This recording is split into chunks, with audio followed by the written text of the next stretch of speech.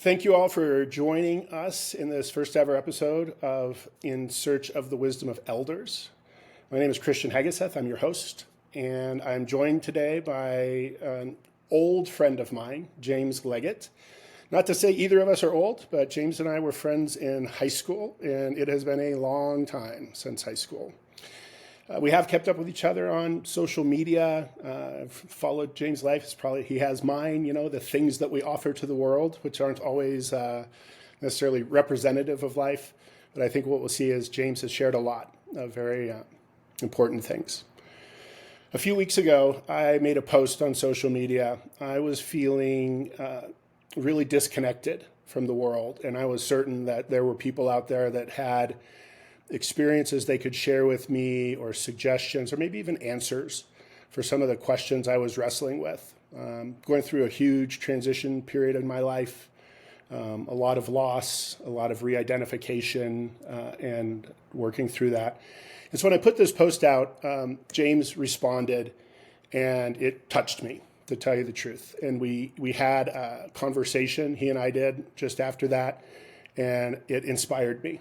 Because here I am talking to a peer and that's been through some really significant life events, and he just had so much to offer that I felt grounded me in the struggles I'm having right now, helped put those in perspective. And so I'm really happy to have James Leggett join me today and have this conversation. And I certainly hope that there's something that comes out of this that's a benefit to whoever's listening. So James, thank you for joining. Thank you. I'm glad to be here, and you and I were talking a little bit earlier that men don't have these conversations enough, so I'm really excited about this, and it's good to talk about this, no matter what people get out of it. Yeah.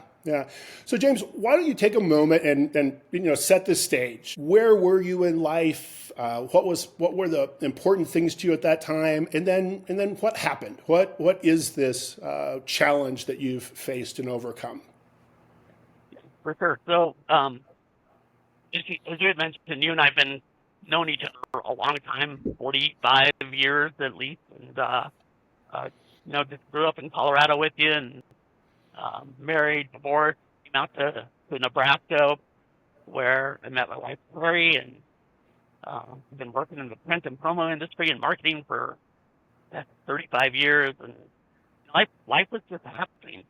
Two kids, I had a full 2-story house and 3,000 square feet to take care of, and dog, 2 cats, and just active in community, active with business, with relationships, with friendship. Doing a lot of fishing. I run a kayak tournament fishing series, and we're just on principle, really, just kind of going through life. We're mid-50s now, and just kind of looking towards the horizon of what's next, working towards that retirement and getting to that next stage. Yeah. And then life threw you a curveball. What was your curveball? A little bit of a curveball. So in June of 2023, I developed a small bump, kind of just like in the corner of my eye, just on the side of my nose. And I didn't think too much about it, didn't really get acne or anything like that. But you get the occasional blemish or whatever. And I just kind of sat on it for a couple weeks, and after a couple weeks, it started to kind of get a little bit tender to the touch and had grown just a little bit. So I did what most men do. Let's go to just went down to the clinic, and they give me some medicine on my way. So I go down to the clinic, and the doctor examines me, blood pressure, temperature, all that kind of stuff. Looks up my nose. I think that you have seasonal allergy. So it's just me bloated and prednisone. Went down the way. And I take prednisone.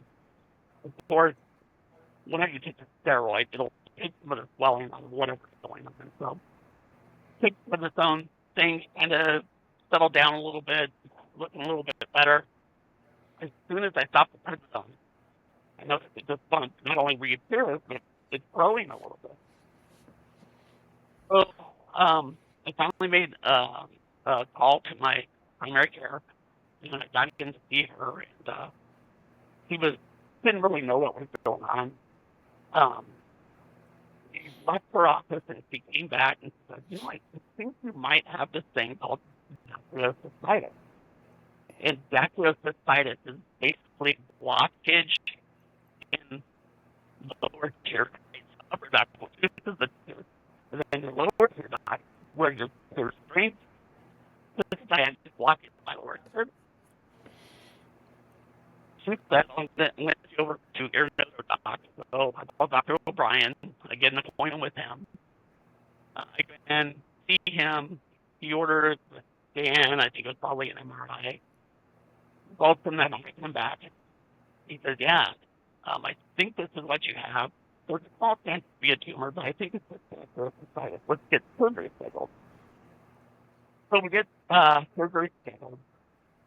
I'm excited. By the time the surgery rolled around, it was not normal, right? So very painful. Swelling under the eye, and I was just excited to get this thing done. They were going to remove this cyst. Also do a nose and breathing issues also. So he goes in and does surgery, and I wake up in surgery, and my wife was in the room, and she was upset. I could tell she was upset, but I was still really groggy. The doctor comes in, and how they do after surgery, they come in and say, "Hey, here's what we did." And he said, James, we found a tumor while we were doing it. We've taken biopsies. We're sending that to the lab, and we'll let you know what the results are.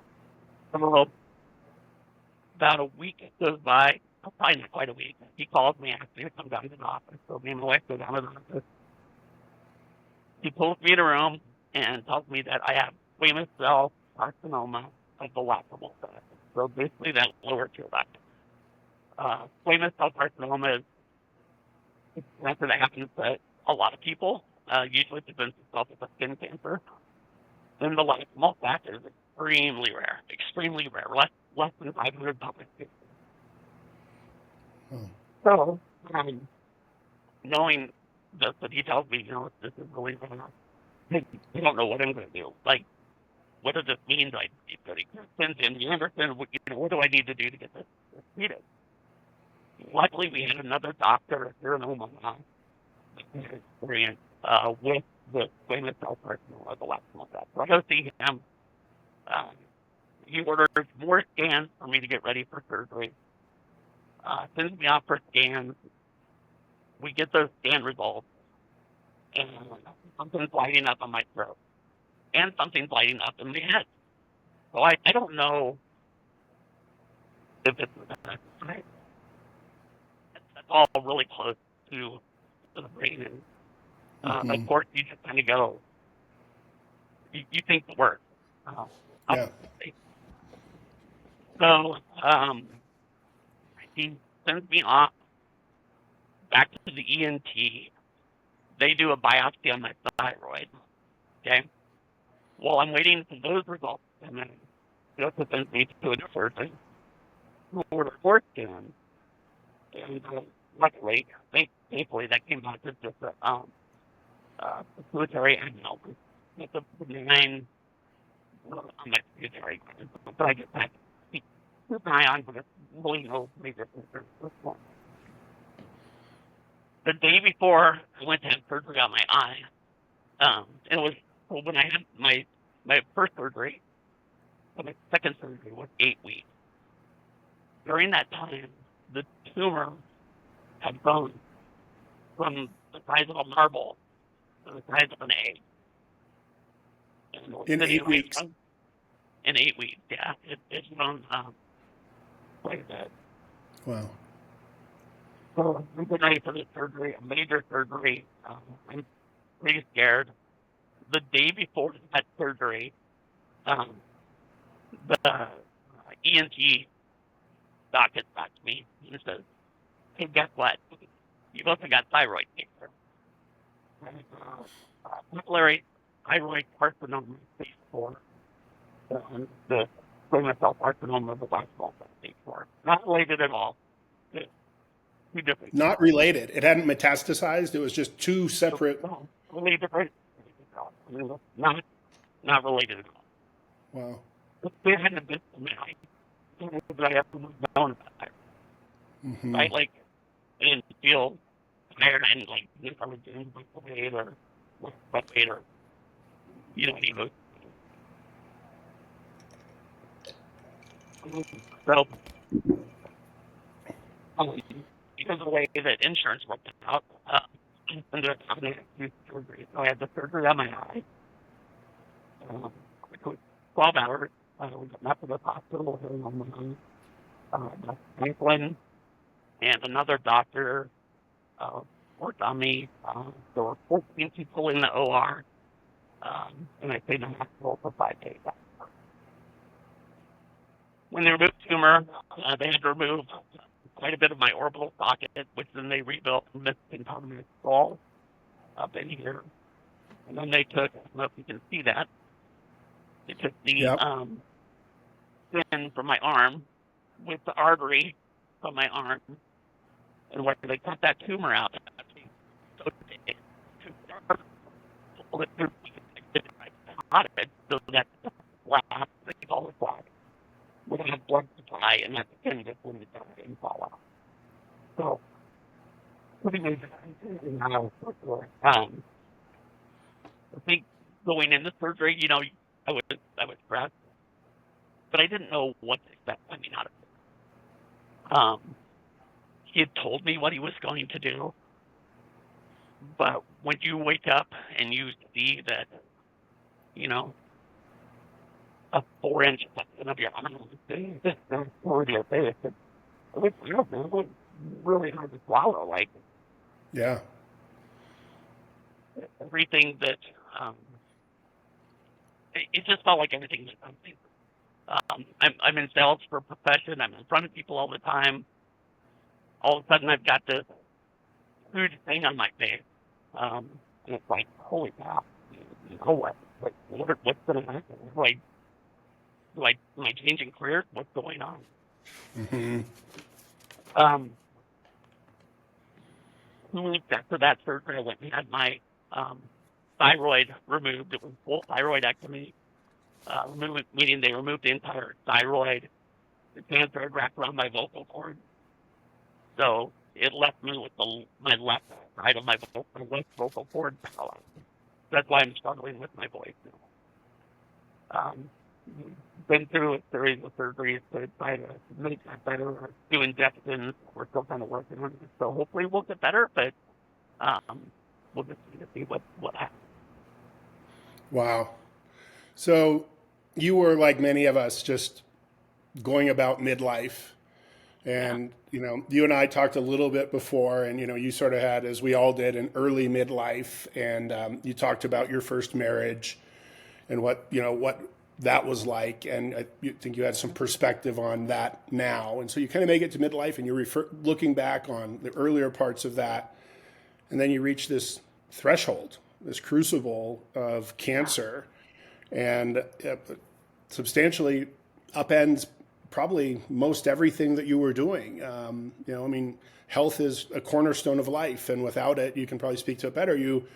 Everything else gets put on hold. Your fishing, your buddies, your wife, your kids, your work.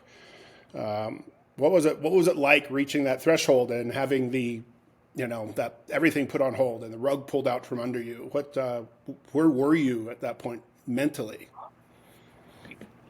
It felt like I was out of control, like I had lost control of everything. Kind of going into that and just going through midlife. You measure yourself in accomplishment. We've raised our families, we've have nice houses, we have good jobs, we have all of these things. And to get the diagnosis and go through the treatment, now I felt like all of that was in fear. Okay, now what? And as much as I question my job and how I'd still be able to do my job.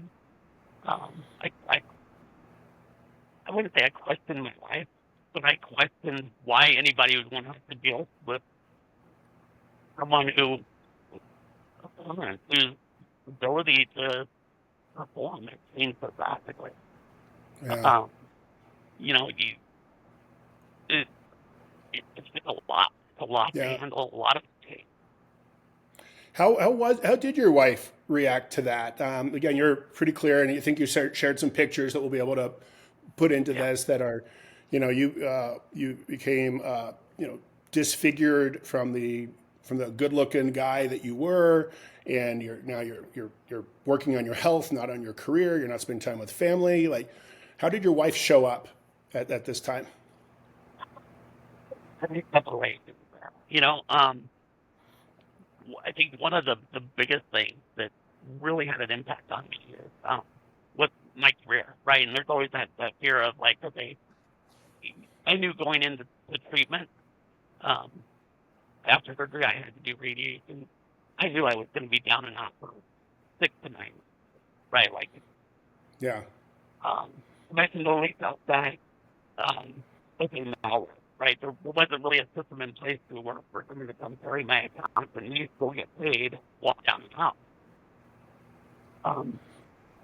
So the first way that he showed up was, hey, I'm going to call your company and I'm going to see if they'll hire me to manage your account. Huh. Which, Wow. I have a good company. They brought her on. They got her trained in the basics, and she managed me, my health care, as well as the their business for quite some time. So, Wow. super thankful that he was able to step up for us and to do that. He's never missed an appointment. He's just been there through it all. Yeah. Amazing. Yeah. What so I perceive, and I'll say I was looking at again Facebook. This is sort of one of the ways we know each other right now, and on December 10th, you made a post about the third another surgery you had just had, and then 2 days later you made another post about gratitude and how important having micro gratitude was. Can you talk a little bit about your what I'm going to call your threshold experience of we've got beginning of life James that is family, work, career, and then interrupted by cancer being the threshold, and then now as you're clearly you just had surgery very recently, you're still sort of in the threshold and into the second part of life. But what have you learned? What's the impact of this been on you? How do you feel it's changed you? How are you different?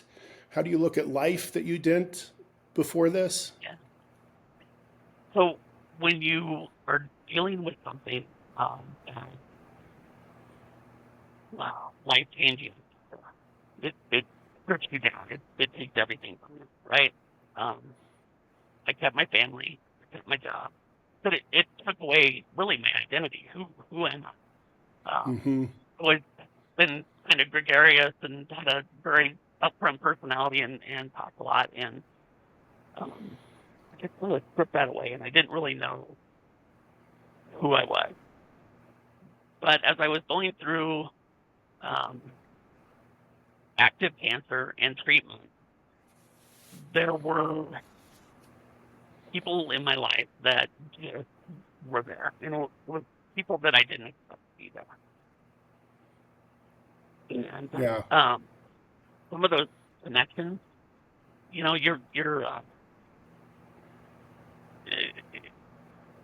they were just real genuine, and it changed me.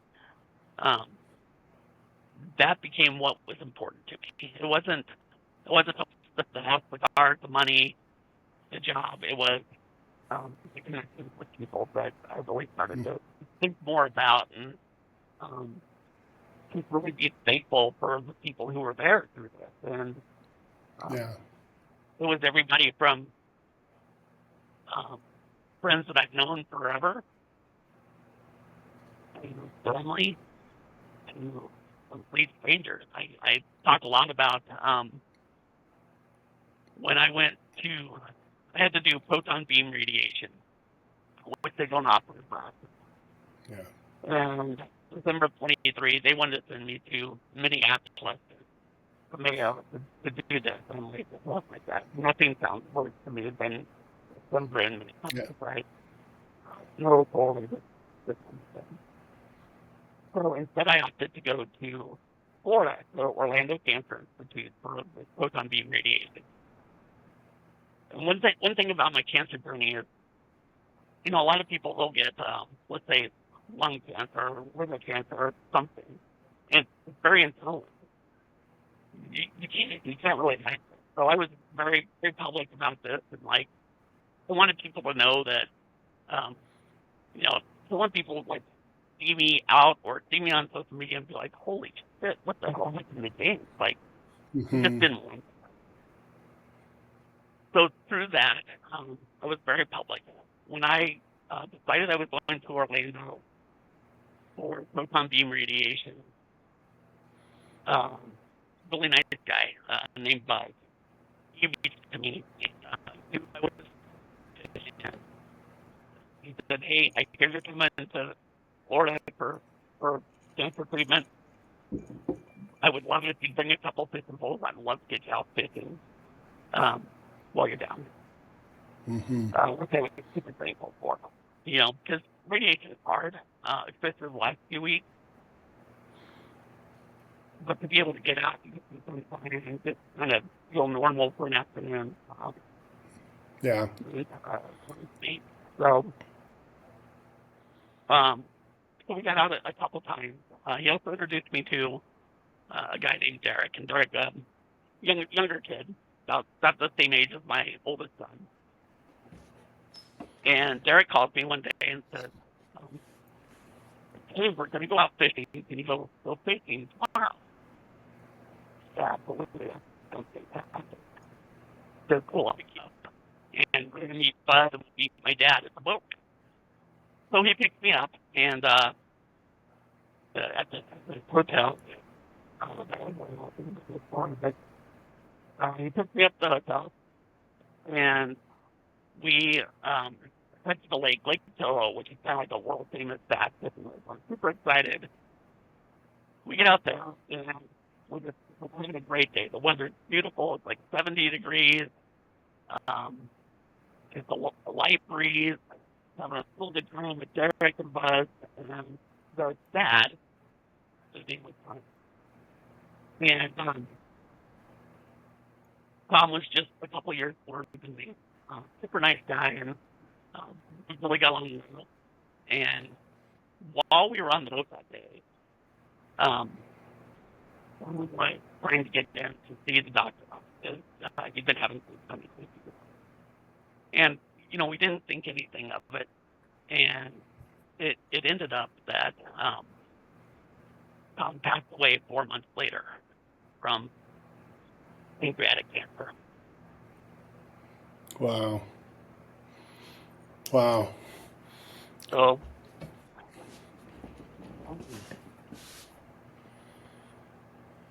I was very moved that even though he didn't know it, someone who had their own battle in front of them. Yeah. As I said, I'm going through my own crossroads issues right now, and by the grace of God, not my health. And I've said that many times.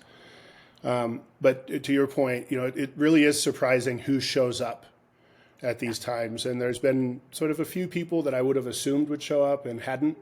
And then there were the surprises. There were people that I didn't know that well. One of my neighbors has just made such an effort to continue to reach out and be supportive.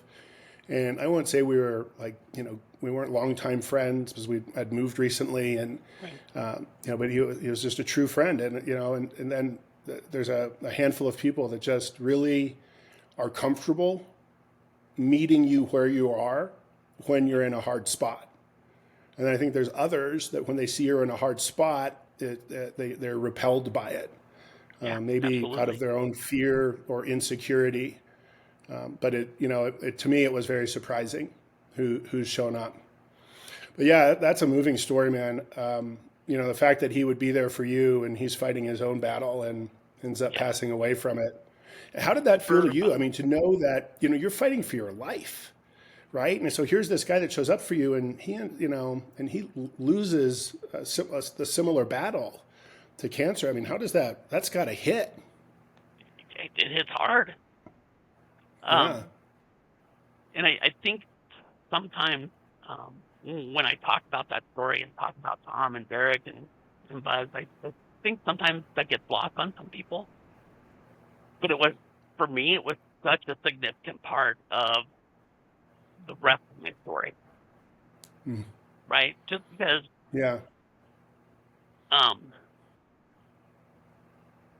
when I found out Tom had cancer, it just kind of flipped that switch. Like I felt like, okay, I'm gonna get through this. How do I pay it back? How do I help someone down the road? Yeah. Wow.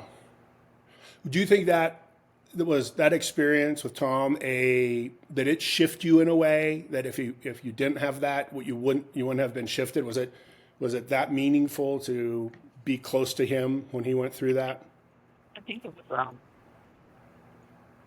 It just wasn't that experience. It was just the connection with people throughout treatment, and I always talk about Tom and that experience. It was a very meaningful experience, but there were a lot of people who were there for me, and I really wanted to just value that connection. And that's what became important to me, is the connection. And I think that life is hard, man. It's hard for me. It's hard for you. It's hard for everybody. Yeah. And we miss so much because we get so wrapped up in our life, right? And chasing our goals and doing what we're expected to do. And when it comes down to it, what matters? It's that connection. It's that minute that I had with Tom. It's that. Yeah. I think about like 30 people show up to break my lead when I was going through cancer, and the hug that a buddy's wife gave me. Yeah. That Yeah. connection, and I'd rather have that than the job, the house, the money, all of those things. So let's talk about that. Let's talk about connection and specifically what, not just connection in general, but what you're getting out of connection now. And you get 30 seconds to think about this, as I've got to take a quick bio break. I'll be right back. Okay. All right, we'll just edit this part out.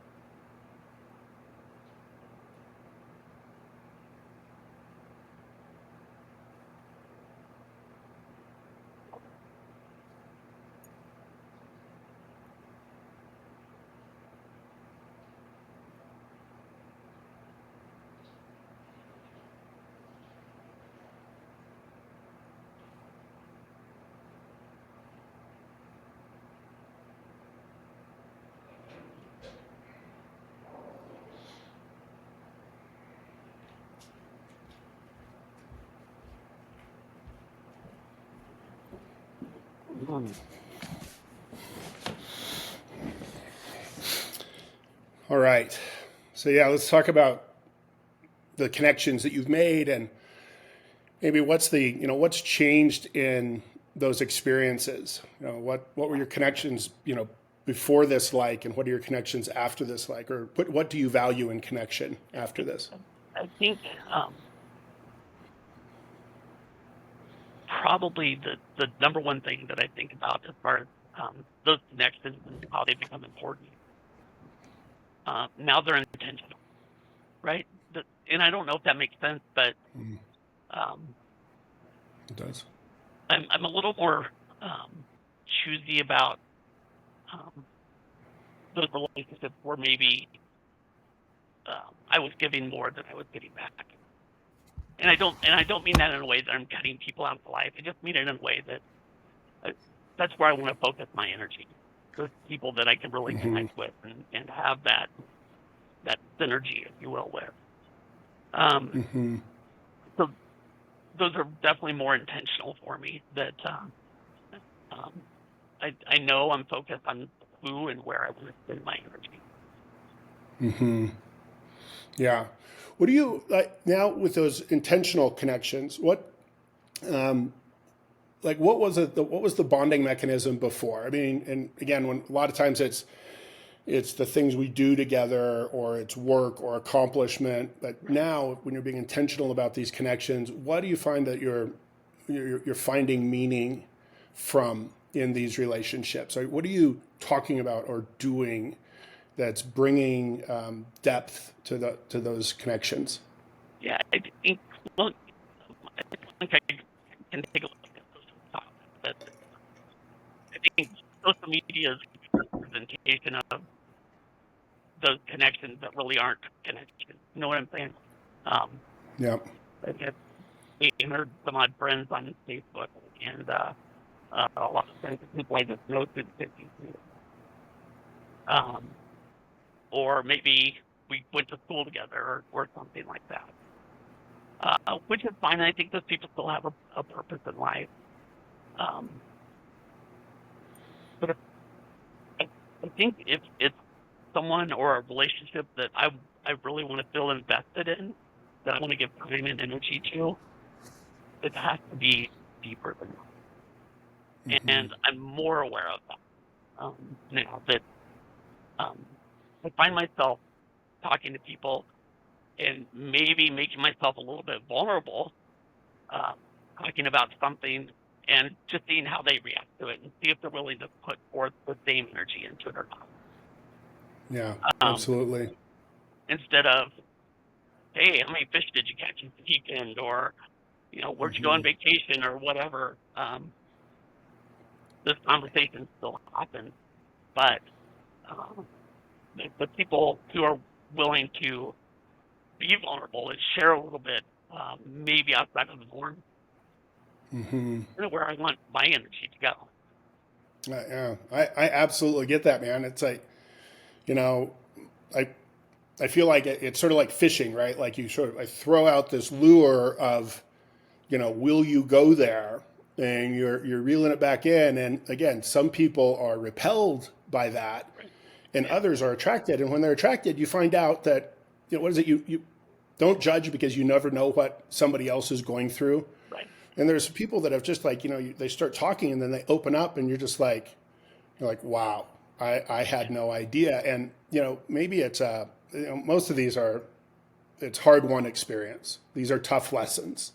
Very rarely is a lesson like this a blessing. It's mostly perceived early on as a challenge that maybe later is converted. But so many people I talk to that would be like, yeah, man, I went through something like that. And then they start to share and you're just like, I had no idea.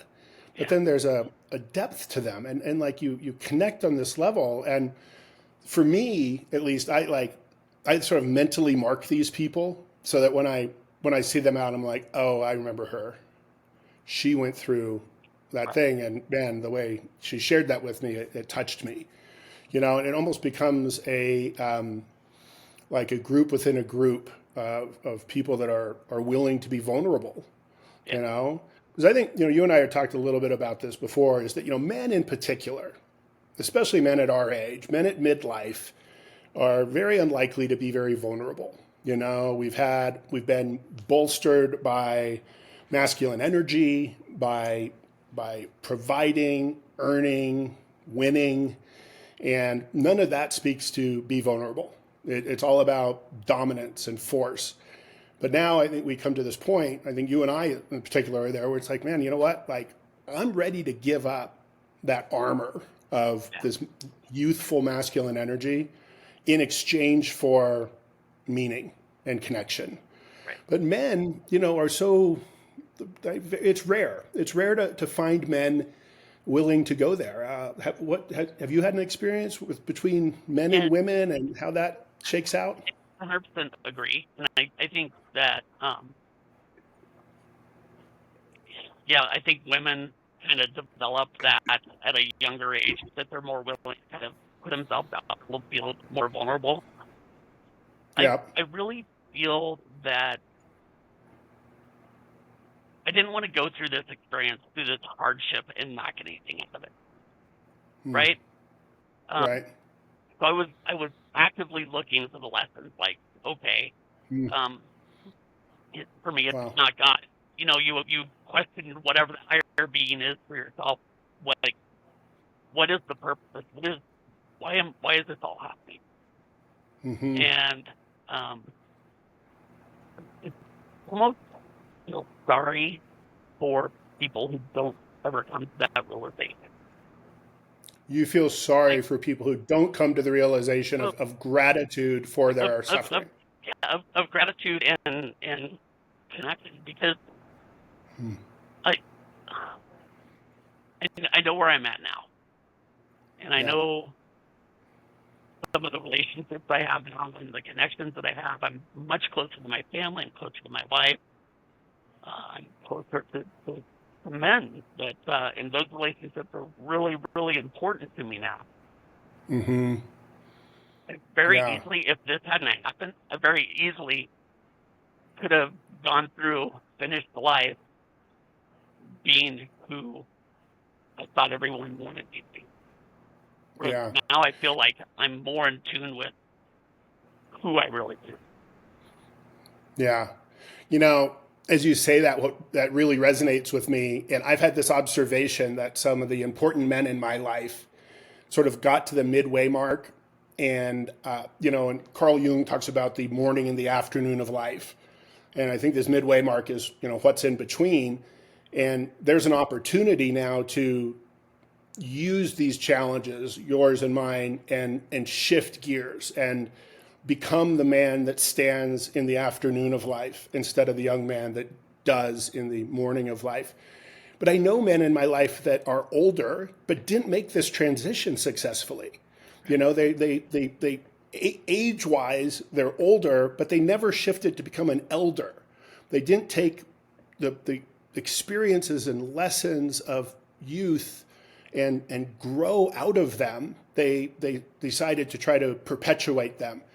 And I absolutely, like, in hearing what you're saying, what comes up for me is that it's like, I honestly feel somewhat sorry for these guys that they haven't done that, because, like, honestly, what I'm going through, man, fucking sucks. And thank God it's not two cancers like what you're going. And truly, by the grace of God, I'm blessed that that's not my struggle, but mine are real. And when I look at it, it's like, I want to be worthy of this suffering. And by worthy, what I mean is, I don't want to just survive it. I want to thrive. I want to grow out of it. I want to learn something from this that actually makes my life better and more meaningful. Because I don't want another 40 years of life just how I did it for the last 40 years. I want 40 years of, I want to be a king and an elder, and I want to be wise from lived experience. And so there is an observation in me when I see these guys that are older but just are still entrenched in the ways of a young man. There's a little bit of pity, and it's like, wow, you really missed a great opportunity here. And you seem to be embodying the other, which is, you're meeting your challenges head on. You're being outspoken about it. And I think, again, for what you've offered to me in terms of perspective and wisdom is incredibly meaningful. So, you're out there sharing these messages with love, and, that makes all the difference. But, Oh. I saw we you. touched a little bit earlier on gratitude, and I want to just kind of swing back to gratitude because really that's what it comes down to. What are we thankful for, and how do we embrace that? You had mentioned earlier, I talked about micro gratitude, and for me, what micro gratitude is, I stop during just a moment during the day and say, this moment is really important. Right? This moment makes a difference, and I'm thankful for that. And I think Yeah. if you Is can it a wrap your arms particular around, moment? Is it a sorry, particular moment, or is it you just it, pause for a moment and say, listen, it doesn't matter that it's a meaningful moment. I'm putting meaning into this moment. Or are you waiting for something like, oh, it's a beautiful sunset, so you take that moment? it could be either or, right? It could Okay. be, and maybe it's not a sunset, but maybe it's a moment to sit and reflect. Maybe it's Mm-hmm. a conversation with an old friend. Mm-hmm. Um, maybe it's um, creating an audio book with my wife. If we're laying in bed getting ready to go to sleep, or um, it's Yeah. just those little things, and just finding joy in that stuff, man. Like it's always felt like for me, finding joy was I had to go out and just leave me doing something. It's where I still find happiness, but I find happiness sitting with my wife. I find happiness in these conversations. I find happiness in a phone call with my boys, you know, Yeah. and I don't ever want to look past those things again, because they are Yeah. important. That, Yeah. when we're dead and gone, we want to consider when we talk about the house we lived in or the job that we had, or they're gonna talk about how we made them feel, Mm-hmm. and that Absolutely. that's the legacy I want, right? Like I want my kids, my wife, my friends to know that James really appreciated me. I know he loved me. Yeah. Wow. That's powerful. What else? So that's been your big takeaway. It's connection to people matters, gratitude matters. What else? Anything else that has been reframed for you after moving through this? Yeah, just being intentional. I don't let life control me. I live life with intent. I decide Hmm. how my day is going to be, Yeah. whether we know it or not. That's how life has always been. We decide how our day is going to be, and Yeah. just making better decisions right now than maybe I used to, and I'm just not Hmm. getting wrapped up in the little things.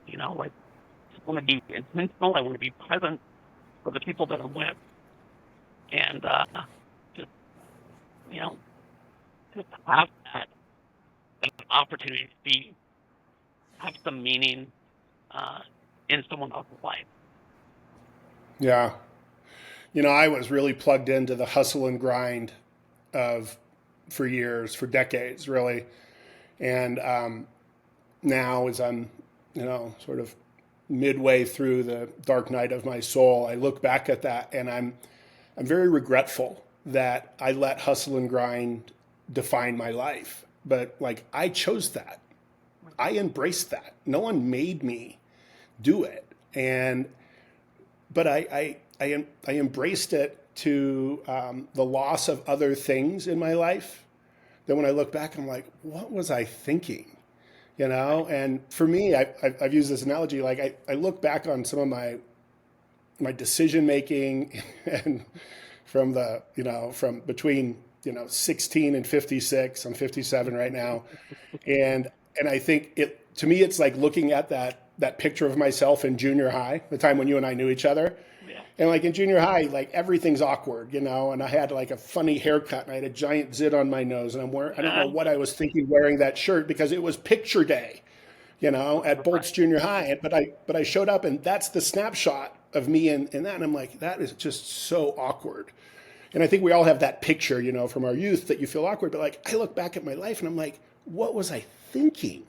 And now I'm just trying to take pause and, like you said, it's like I don't choose the hustle and grind anymore, and I'm choosing to take time to have these conversations. I joined a men's group, which Yeah. is hugely helpful. 7 other guys about my age. We don't really know each other. We're not like we're not like best friends, and like our families don't hang out together, and so there's an anonymity to it, but we get very close. But in that men's group now, like I have this place where I can talk about this stuff Right. that's really come up for me, and it's like, but making these choices of, finding what places to connect on a meaningful level, and not to hustle and grind, and I still want to have continued success in my life and material comforts, but those sort of used to be like numbers 1, 2, and 3, and now like the top 10 are pretty full with appreciation, gratitude, connection, fulfillment, Right. peace. I've found myself. I've always been very spiritual, but I've found a really deep connection to the divine in recent years. And so to spend time, sort of marinating in all of that, and not just out trying to conquer the world, has it's been a very welcome shift.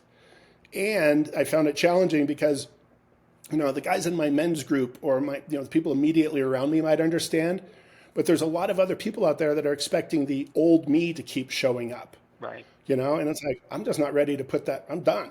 The old me Yeah. is that was me, but it's not now, and I carry forward.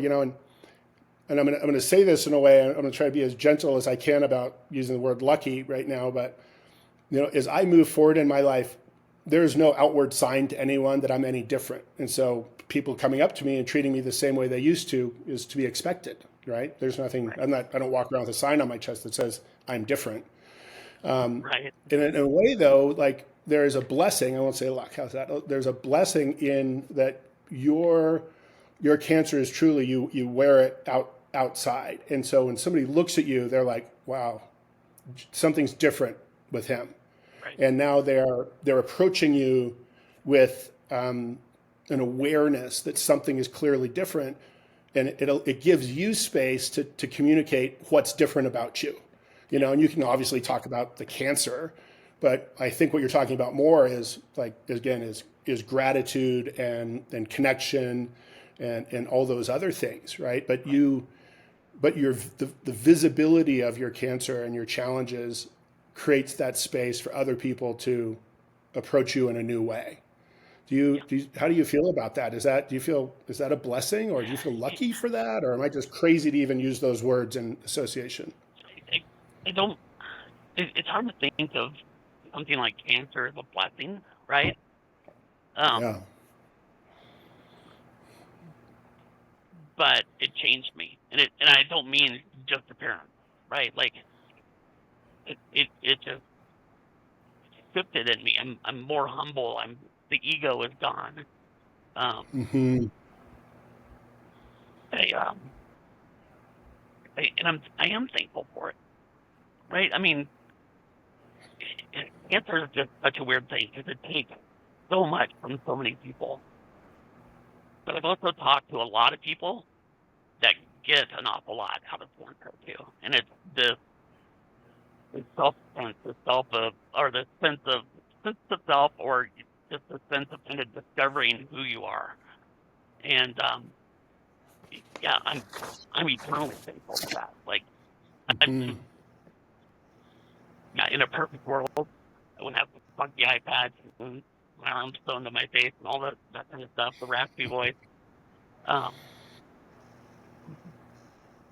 but I've very much like who I am now. You know, Yeah. I feel I I feel like before I was trying to be who everybody else wanted me to be. You know what I'm Hmm. saying? I mean, Yeah. now I feel like um, I'm more of who I really am. I think the advantage for me is, yes, people see this and like, holy shit, James changed, and they see that, but do they see this, right? Like, do they see how I've Yeah. changed and what's going on? And I think this outward appearance maybe makes it a little bit easier for some people to understand how I've changed internally as well. Yeah. Yeah. You know, maybe it gives people an acceptance of your changing. Yeah. Because I know a number of people that have gone through, especially as young when we were younger men, they went through life changing stuff, the loss of somebody important to them, a relationship, what it might be, but it didn't really change them. And what I mean by that is I think they went through really trying situations, but they didn't integrate the changes. It had an effect on them for a while, but then they decided to revert back to how they identified before. And from what seems apparent to me is you've really integrated these It, changes. I think This that isn't just a short-term shift in how you look at the world. This is a fundamental perspective honestly, shift. it's work. It is work, and that kind of goes back to being intentional. Um, Hmm. I still have to stop sometimes and think about those things. Really, keep that, Yeah. you know, I do. I have to be intentional, and sometimes I do have to stop. And sometimes I still make bad decisions. Sometimes I do things that are hurtful and not nice, and you know, Yeah. Yeah. right? And, I know who I What's the yeah, what's the work you do? You say it's work. Like like day to day, where do you find those challenging moments where you have to, actively, choose a new way of being? How is that work reflected? yeah, I think that uh, you talk about being more intentional. It for me, it means I've had to slow down, Mm. right, and really think about some of the things that I'm going to say or do before I do them. I think that's one place that it certainly reveals itself. I spend time every day reflecting um, just on that day and interactions and moments and um, maybe how I reacted, how I could have reacted differently. And that's not something that I really ever doing. It was I did what I did and I said what I said, and you know, Right. at the same time, I don't want those things to consume me either. You know, I Mm. think about it, but I'm not sitting around thinking, um, "God, I could have done this instead of that." I would say that I'm more, um, I don't know, open. Um, but if you and I were talking, and 10 minutes from now, that no, it's such an interest, and maybe that kind of came across as not how I intended. Now I would pick up the phone and call you and say, "Hey, Chris, I just want to make sure that you and I are on the same page." And just Yeah. having that clarity, um, right before it's like, "Hey, whatever." Yeah. But when you value those connections, it takes work, right? I'm gonna put energy into those relationships, Hmm. and I'll get energy back. Yeah. Amazing. Listen, I'm going to ask you sort of two more things Yeah, as we sort of come to the close of this. And these are big questions. These are a lot questions. So the first is, what do you hope your eulogy will be? So in years from now, and I hope you live a long and prosperous life from this, and the cancer doesn't get you, and I hope in the end you're drug under by the largest bass ever found, and that you go out in some glorious manner. But what do you hope your eulogy is? And then the other question is, if you could give advice to other people who are going through these big life transitions, like you are, like you have, what would that advice be? Yeah. So first question is super simple for me. Keep it short, keep it sweet, be loved. That's what I want people to know. They could care less. They remember how hard. I want you to know that when I love you, I love you 100%. Be loved. Yeah. Um, for someone Wow. who's going through cancer, other painful things in her life, I think my advice to them would be look at the lesson and what can you take from that? Because Hmm. pain without learning something is just pain. Yeah. There's nothing there, right? It's pain. It's going to stick with you forever. Pain without a lesson or pain with change, that's something tangible that you can take with you and hold on to. Wow. So just embrace it. I know you're going through stuff. You are embracing. You're wanting to have these conversations, and I think now that you're reflecting a little bit on your life, and I think when you take the time to think about those things and kind of reflect, and you're willing to accept those lessons, it's a win, man. You know? Yeah. Yeah. So It is. So you want to be eulogized for loving yeah, others, that's it. and your advice to others is to ask what the painful situation has to teach you, I think learn they from always it, say, and not dwell on it. yeah, just take the lesson from whatever things we're going through. You know, Yeah. and embrace it. It's there for a reason. Right. Right. Amazing. Well, my friend, I thank you so much for Yeah, this conversation. As I was telling you earlier, this our interaction on social media that led to our earlier phone call has been very meaningful to me, very inspiring. I was looking forward to this conversation for weeks now, and I'm just so thrilled to have had the opportunity to have it with you. I hope that we can continue to stay in touch more than just on Facebook. yeah, I'd absolutely, love man. I'd really to. like that. Yeah, I, me I too. really, I really, really would like that. And I appreciate you putting these videos together. And, um, I look forward to seeing where this goes for you. Um, Mhm. and just what happens with you as you're on this journey that you're on right now. And um, but it's good, man. Embrace it, love it. Yeah. So, Okay. Awesome, dude, man. thank you so much, man. This Yeah. was, Thanks for having me. Good conversation, man. I appreciate it. And I yeah. honestly do, Chris. I hope that you get through this with some clarity. I am, and honestly, these conversations are so helpful to me.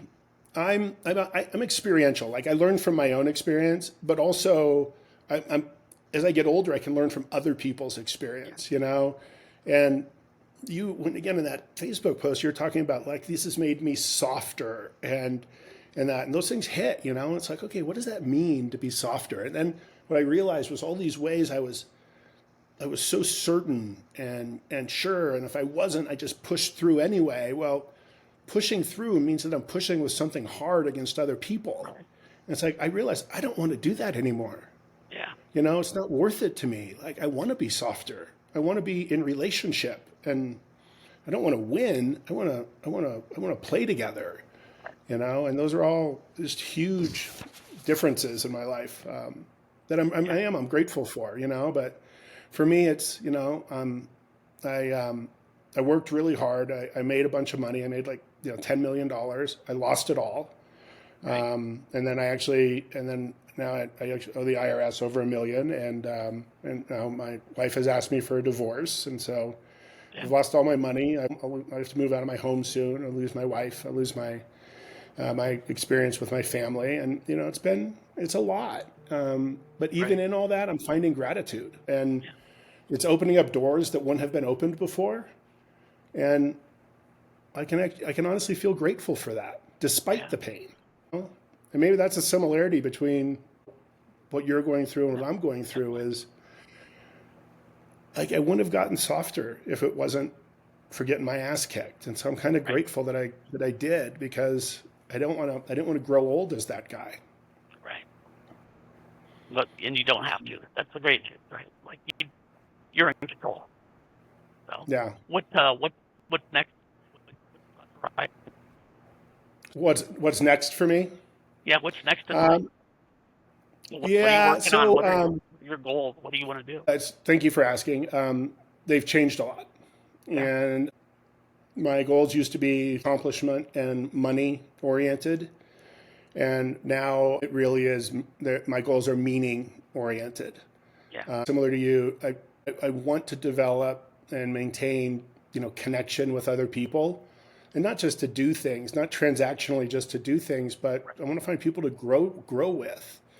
And I still do have to make money, and so I'm gonna start over professionally. But I've been an entrepreneur my whole life, and I've started a few companies and grown them pretty successfully. And so, like to me, that's not the big challenge. Like I'll be fine. I'm starting a packaging company, and we have a niche, and that'll be fine, and it'll make enough to support me. Plus,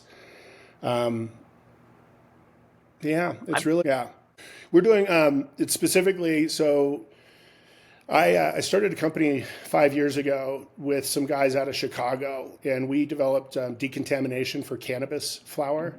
But my partners are experts in modified atmosphere packaging for food and pharma. And so before they got there, all nuts were in vacuum cans. And then they developed the technology to put nuts in flexible packaging material, plastics, on a modified atmosphere to preserve them. And then they did that for a lot of food and pharma, for injectables and baby formula. And so we're extending that same technology to the cannabis industry to preserve the quality of cannabis flower. And that's my niche. That's what I've worked in for the last, 17 years. And so just doing that. And, it's funny, man, I just don't, like I was trying to do a lot of big shit in cannabis and all my life, and like I was president of my fraternity and vice president of the student body, and I always ran for everything, and I wanted titles and recognition and accolades and make a lot of money. And all of a sudden the importance of all that stuff is just fallen away, and I'm grateful that I got to walk that path. But now going forward, I just want to, I want my life to be very simple. Yeah. And I want to be happy. I want to have enough time to spend with the people I care about, because that's what I missed is I got so wound up in my professional life that I didn't I didn't do things that were important. I missed birthdays and holidays and stuff because I chose a different path. Yeah. And that's what I want to live, a simple life where I feel like enough and I don't feel like I have to go out and prove to the world who I am anymore. Right. Good place to be, man. It really is. It is. It is. Yeah. It feels good, Yeah. It feels good. So. Yeah. Awesome. Well, Chris, thank you so much. Yeah, man. Thank you. If you just need to reach out and chat me anytime. So. Yeah, and likewise. Okay. I'd love to, I'll definitely give you a call and would love to take your call. Excellent. Take care, my friend. All right. Thanks, brother.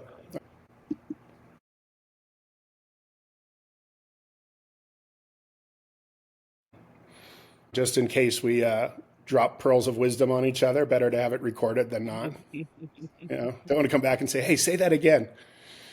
Yeah, man, I'm really excited to have this conversation with you, because when I put that initial post on Facebook, I've been in a spot, man, and we all reach different crossroads in life. And I felt like I sort of came up to like four crossroads at the same time. And there's a big difference between feeling like you're in the fight and you're getting your ass kicked. And I was Right. starting to feel like I was getting my ass kicked. And I put that post on Facebook that you responded to, and man, you moved me, frankly, and I had been following you from afar on Facebook. All your stuff before. I mean, when you were just doing, the kayak fishing and all of that, all your pre-cancer journey, Sure. your relationship with Carrie and all that, and I was just happy for you, and an old friend on Facebook, right? And Right.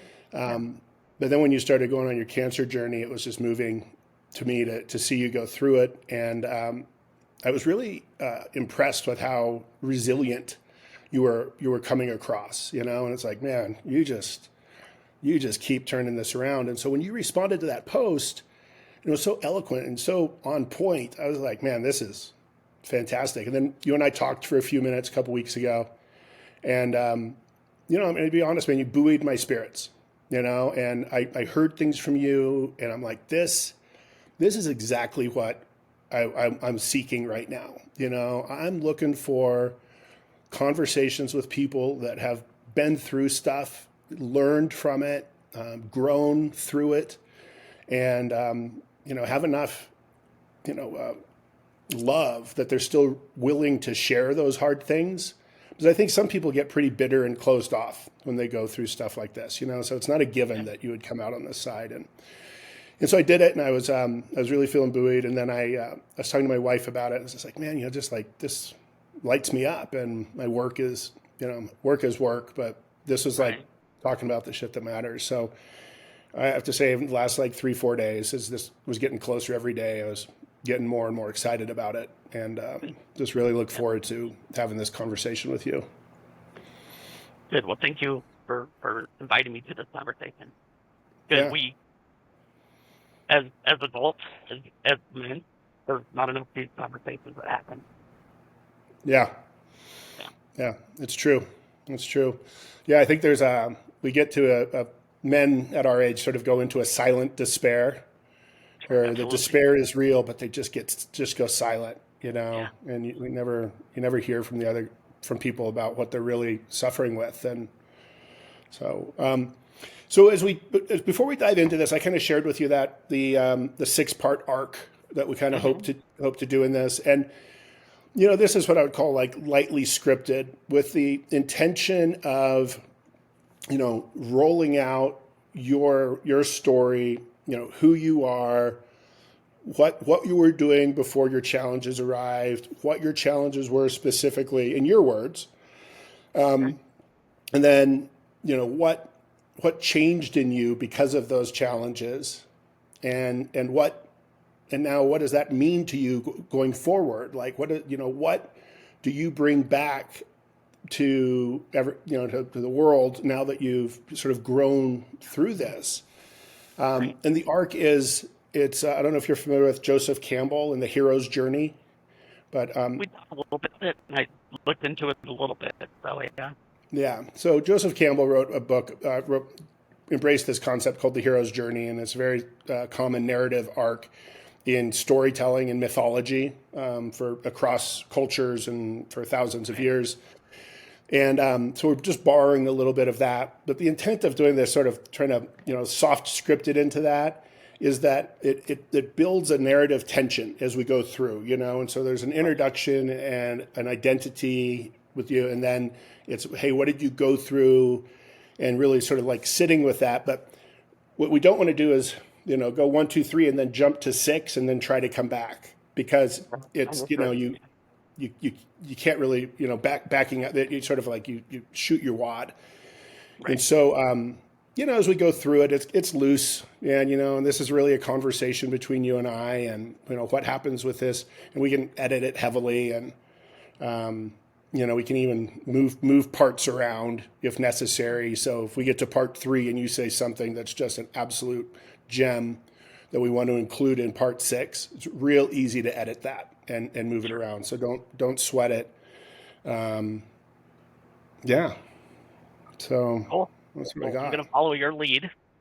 Okay. So you walked me through it. I kind of reviewed what you sent over, and kind of have some thoughts put together. I'm gonna try not to look at my notes too much, but they're just kind of in front of me to help guide me. Yeah. And but yeah, I'm looking forward to it. Um, I'll tell you before we get into this. Sometimes I can talk about my character, and it's fine. Sometimes it's pretty emotional. So I just want you to be aware of it. It is what it is, and if that's what happens, that's what happens. Don't feel like it's anything you have to edit out, but I want you to realize that, yeah, I'm Brother, doing well, and I've learned a lot through this experience, but it's over emotional about that. yeah, I get it. And listen, man, like, I'm getting chills just saying this. Like, don't edit that out of yourself. You know, the more emotion that you convey, the more impact your experience will have on others. And, you know, I'm going to be straight to you, man. I'm in a very emotional place. I'm a crier. I always have been. My kids give me a hard Yeah. time because I like cry at movies. And, you know, so I might tear up as well. Yeah. And that's not to be avoided in this, you Yeah. know.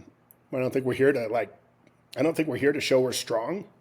I Right. think we're Yeah. here No, to not at show all. we're real, I think you know. sometimes it takes people back a little bit. Like, they just don't expect to see that from a grown man. Yeah. That show of emotion. So, Yeah. And it's well, let's dive into that when we do this. So, all right, I'm going to do a short introduction, and then I'll start with my my first layer of questions, and I will be doing the best I can to be an active interviewer in this. And so I'll be listening to what you're saying, responding to it, asking for follow-ons and clarifications a little bit more. And then also at some point, I might just steer the conversation in another direction to try to keep us going. And, you know, your job in this is just show up and be real. right. So, all right. Also, one quick thing before we get going is my voice is still recovering from surgery. If you notice that I'm at a point where my voice is really struggling, try to still 10, 15 seconds so I can rest and recover that voice real quick. Yeah. And so again, take the 10 or 15 seconds. This is all Yeah. fully editable. So, Okay. you know, Awesome. we can just pop that out. Okay. If necessary. But in that 10 or 15 seconds, if you're like, you know, tearing up as you're being silent, then well, look Yeah. at that. You get editorial control on this too. So nothing will go out that you don't approve of. Yeah. You know, but again, I'm not. Just to be straight, man. If you start feeling the feels and it's tears and crying Yeah. and like I'm here for you. That's it. Yeah. I'm not going to fix it. Not going to do anything.